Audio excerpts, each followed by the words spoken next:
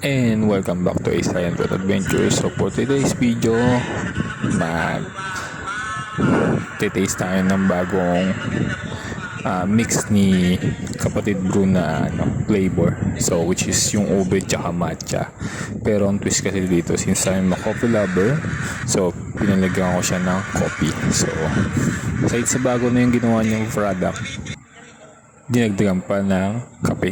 So, dalawa na yung pwede nyo pagpilian is either non-coffee or with coffee. So, kayo na bahala.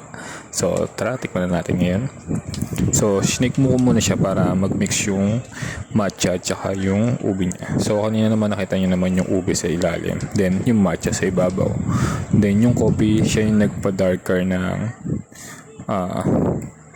parts ng drinks natin for today's.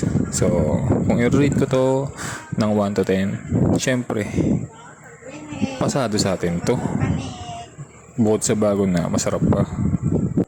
So, ubusin ko muna to and maghintay tayo sa bagong flavor ni Kapatid Brew. So, sa mga hindi pa nakakalam, visit their page, Kapatid Brew. See ya! Bye!